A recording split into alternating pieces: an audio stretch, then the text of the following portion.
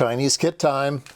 Everybody loves Chinese kit time. So, I don't know what this is, but let's get it onto a tray.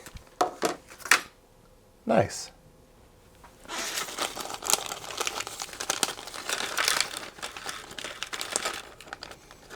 There's an IC poking its legs out, so I can't get it out of the bag. It's trying to escape. It's trying to escape.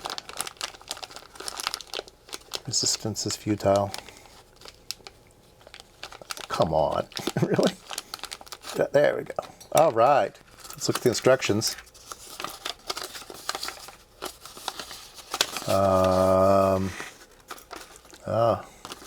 Figure on how. Oh, it's got a schematic. Perfect.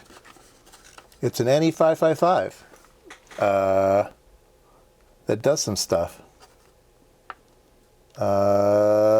Okay. It's got some extra stuff on it. So it's a 555, but it's got extra stuff. Okay, let's see if we can learn from the board. The board says, the board's got pictures. I like pictures. Square wave, triangle ramps, triangle wave, and sine wave. So it looks like a multi-waveform generator. Nice. Single-sided board. Okay quality. Single-sided, but no through holes. But reasonable quality. All right. So, yeah, let's get it built.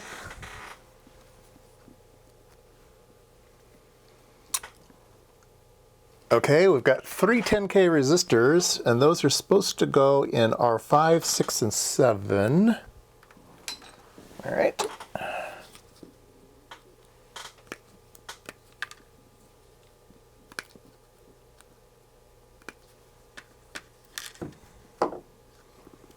Oh, there we go. Oh, they're marked on the board. Excellent. They are on the board. I didn't take a close enough look. So I should be able to build it up without looking at anything. Well, those are my favorite kind. I haven't built a Chinese board in a while. We did some Belgium kit times, but haven't had Chinese kit time for a while.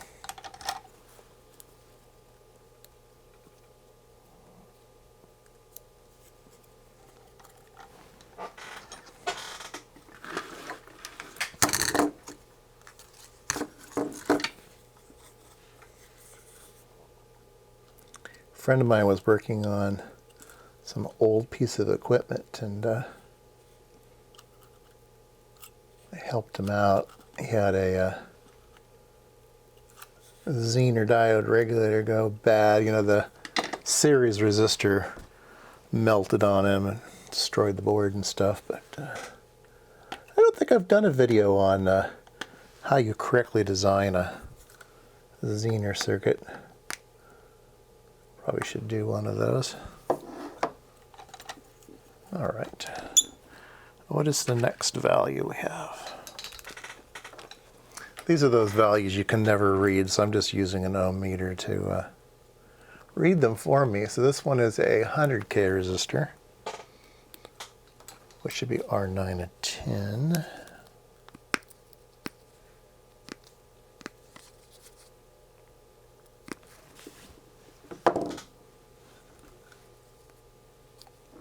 $100K, so there they are, right there.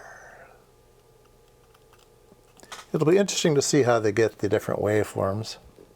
555 just puts out a square wave, so you have to be ingenious to get the other ones.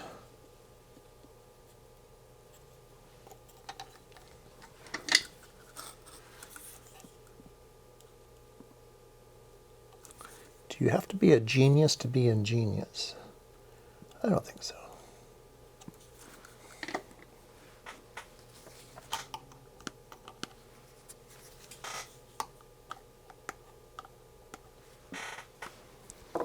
All right. Next value is 15K. That's an interesting value. 15K R2.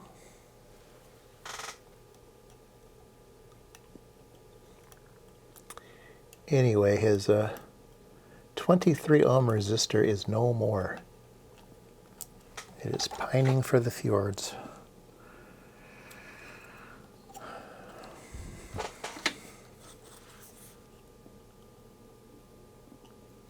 Have you ever been to the fjords? It's beautiful. Oh my goodness. I went to Bergen and some other places in Norway. Went up to Boden. Very nice country. Not crazy about the food, but 4.7K, okay.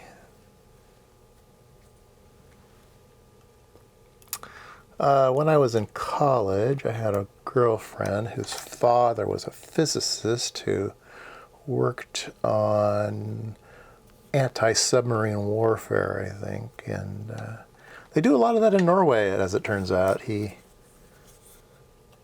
moved to Norway for a sabbatical, not a sabbatical, but some kind of short period of time where he did, ow, ow, ow, ow.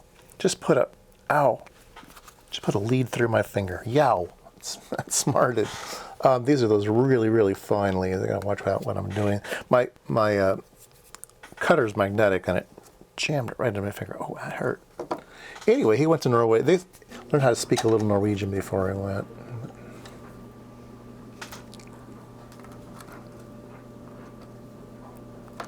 Man, that went in one side and out the other. Luckily, it didn't go all the way. Yeah. 1 megohm. I think the laundry's done. The laundry is done.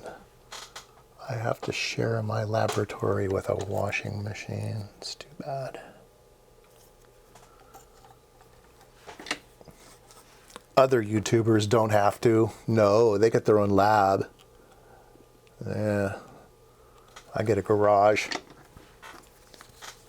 You should feel sorry for me and become a patron. Okay, let's see here. How about these guys? What are these?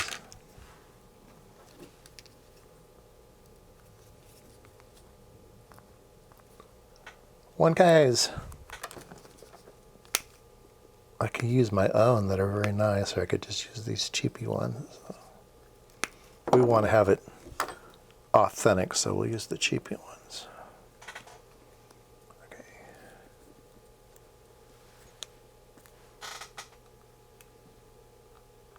Okay.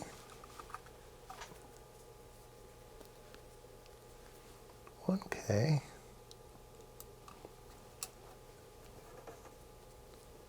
Okay, it's warm in the garage today.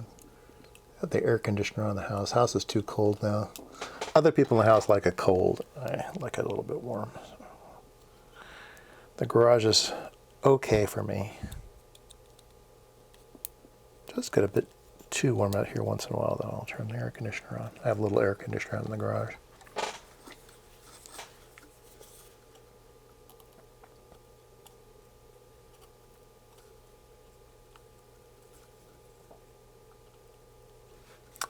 Bought it off of Craigslist cheap.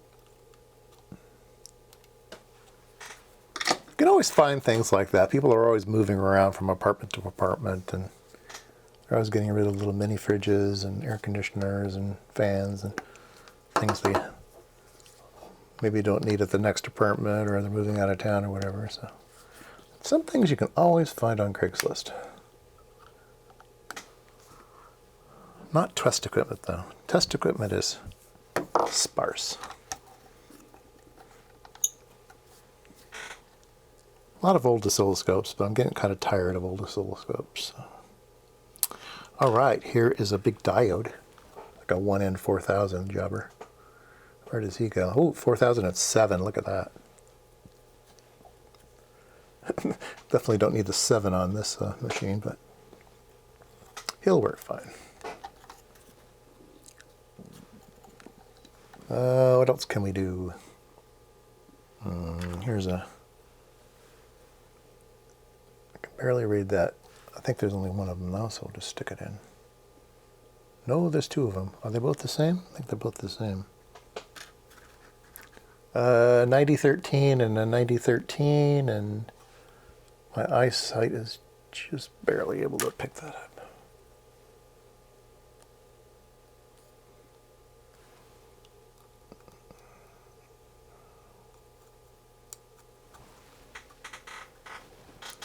I haven't had story time in a while. You want a story time? All right. I had lived my whole life in R&D. And there came a time when Hewlett-Packard decided that it couldn't stay together. It was getting too big for its own britches. They decided that $70 billion was the tipping point where they needed to break the company up. And they split it apart into 3 units. First into 2 units, Agilent and Hewlett-Packard.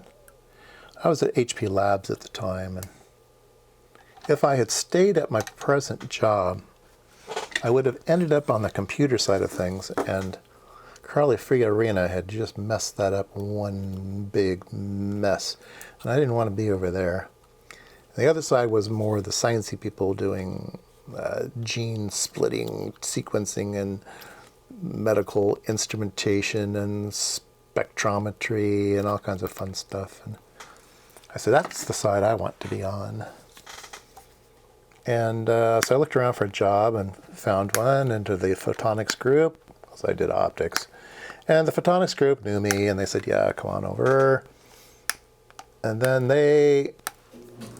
when they just about split, they said, oh, we need to split smaller. We need to get rid of some jobs. They laid off a bunch of people. And the job that I was going to get shoved into disappeared. And so at the last moment, I really needed a job, because I didn't want to build crappy computers. And so there was a job in the camera group building eventually cell phone cameras and things like that, optical mice. Anyways, it was electro-optics, and I was suited for that position. But the job they had open that was a good fit for me was in marketing. Yeah, of all places, marketing. So my one foyer into marketing, and it was a worldwide marketing position. And it was technical marketing. Had people reporting to me all around the world and stuff, and I traveled a lot. Oh, I traveled a lot. Anyway, I was expanding the group, and one of our jobs was the documentation. We wrote all of the technical manuals and data sheets and all that kind of stuff, and design guidelines, and we needed a better system for filing all that stuff, and web pages and stuff were sort of the new thing. And I thought to myself, hey, yeah, we need a web page, and we need nice data sheets that we can have PDFs of and all this good stuff. Let's get something shorted here. I think it is. Just a second while I unshort some pins here.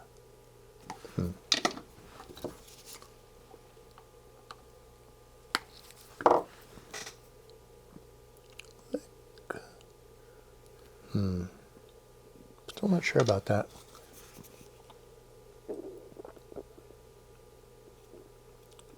Oops, now it's really boogered up. I'm gonna put some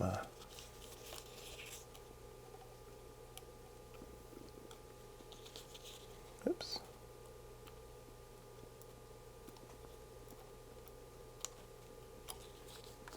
Wow. This is going south on me. Why is it going south on me? Wow. Unless those are actually together already. No, there we go. I think I separated them. I'll call it good for now. We'll find out. So technical marketing, yeah. So I needed a tech writer. And a good tech writer is hard to find. And so I looked around, and I found a temp agency that had a technical writer that I could hire. I don't think I had the money for a full-time position at the time. But I found this lady who was amazing. She was really, really good.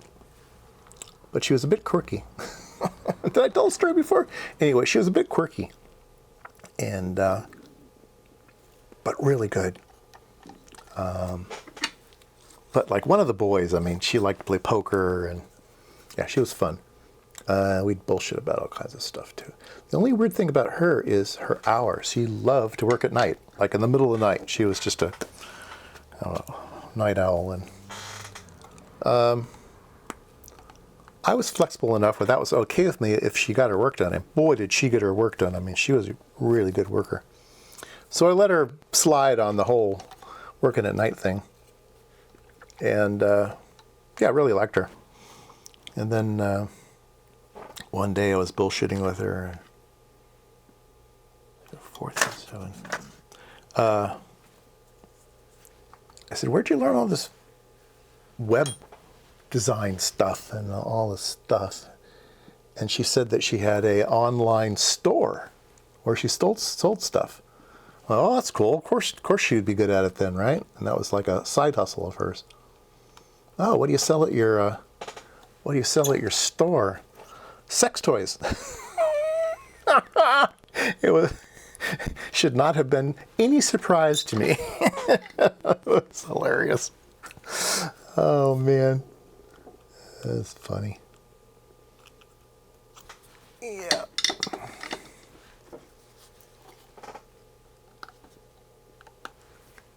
Amy. Oh, I liked Amy. She was great. All right. Let's see here. Let's find some other units of 473. Oh, there we go. There's my 473.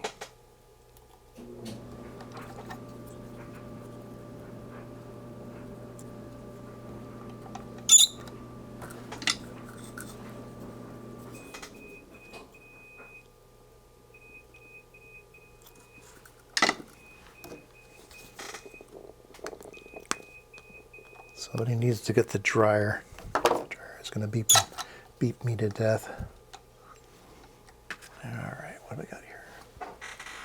Let me show you when it's done. All right, there we go. Look, it's all built up. So it has a voltage in over here and data out over there. You can jumper it for which waveform you like. Square waves, ramps, triangle, and sine. And this is volume, or amplitude.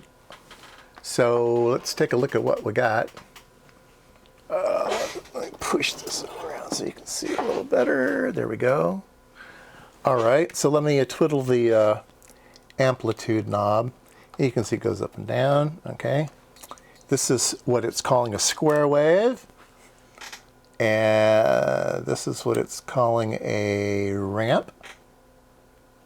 And this is what it's calling a triangle wave. And this is what it's calling a sine wave. It's not a bad sine wave. Oh, look at that. A little bit jittery on my trigger. Where's my menu? Trigger menu. Please reject. There we go. Yeah. I don't know. It does something. I mean, I think it looks sort of like a triangle, sort of. This one is probably well, I guess it's look like a ramp, and it doesn't really look like a ramp. It just looks different. And that's definitely not a square wave, but it has sharp edges. Let's take a look at the schematic and see how they're accomplishing said circuit. Okay, so 555, single, it's not adjustable, so single frequency. The output is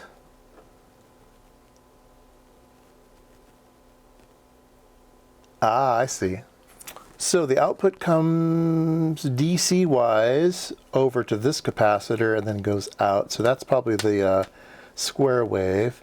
And then it goes through this circuit here, and then it gets filtered. So it gets filtered once for ramp, filtered once for triangle, filtered once for sine.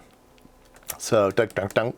And then amplifier, buffer, emitter, follower to the outside world through a capacitor. Here's the volume adjust. So, yep. Pretty crude, but I think, you know, for a beginner, I think this is a really instructive circuit. So yeah, I recommend this kit. I think you could learn a lot from what's going on here. All right, that was Chinese kit time. Hope you enjoyed it.